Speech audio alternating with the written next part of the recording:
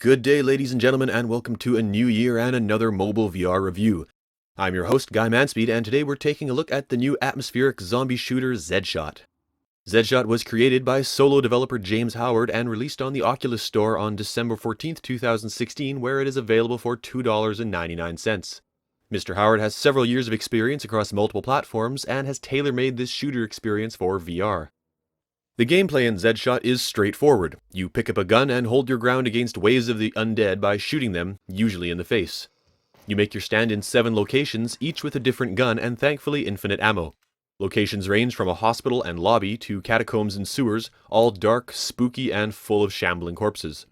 Weapons range from semi-automatic pistols and revolvers to fully automatic submachine guns and even a sniper rifle, most of which have a laser sight for aiming assistance. My personal favorite is the sniper rifle due to the aiming mechanic. The scope is placed in front of one eye, right or left as configured in the pause menu, while leaving the other eye free. This allows you to keep watch over the whole area with your free eye while nailing headshots with the scoped eye. This is a neat mechanic, it's just a little disappointing that we only get to use it for a single stage. After you finish a stage, you can choose to replay it from the starting menu seen here. The stages are entertaining in themselves, but feel a little slow once you've beaten them a few times. The catacomb stage is made difficult by the lack of a laser sight on your weapon and the wide area to watch, but it's the last stage that will likely take you more than a few tries to pass. The nearly 180-degree field will have you whipping your head back and forth, and you better nail those headshots since the Magnum only holds 6 rounds and reloading is painfully slow. If you don't put down Zeke soon enough, he'll start chewing on you and your screen will glow red. From there you'll have a few seconds to get rid of him before your zombie chow. There's no health meter or any meters, gauges, or counters, so you'll have to rely on the screen redness to tell you how close you are to death. Controls in Zed Shot are simple and effective. Both touchpad and gamepad controls are supported, but using a gamepad is a lot more comfortable than holding your hand up by your head. Using the touchpad, you tap to shoot and swipe to reload or raise and lower the scope. Using a gamepad, all functions are accommodated by buttons. Character models are detailed and well animated. The zombies get really ugly when they get in your face, and I mean that in the best way possible.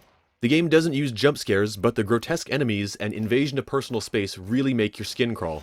The weapons are good looking too. You can clearly see the influences from Glock, Walther, Uzi, and Smith & Wesson. The guns all have flashlights attached, which lets you scan the room for enemies and makes reloading especially perilous. The light disappears when you reload, but you can still just barely see enough to tell if zombies are approaching. The stages are wonderfully creepy and gritty, and the textures are sufficiently high resolution to make the environments convincingly realistic. Overall, the graphics are very impressive, but the real showstopper here is the blood decal system. Every shot that lands on a body produces a spray of blood that paints the walls and floor of the stage.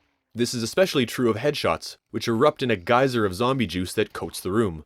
The bloodstains remain on the stage and fade away ever so slowly. Still, after a particularly harrowing wave of enemies, the place looks like a murder scene from a slasher flick. Well done. One thing that's a little off, however, is the laser sight. For the most part, the bullets seem to land where the laser beam comes to a point and vanishes, while other times it appears to be shooting consistently just to the right of this spot. This is especially noticeable in the last level where every shot counts and missing 2 or 3 shots in a row is basically game over.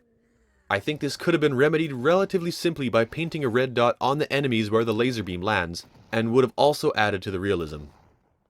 Sound design is minimalist but fitting. There is no music, only sound effects delivered in 3D audio.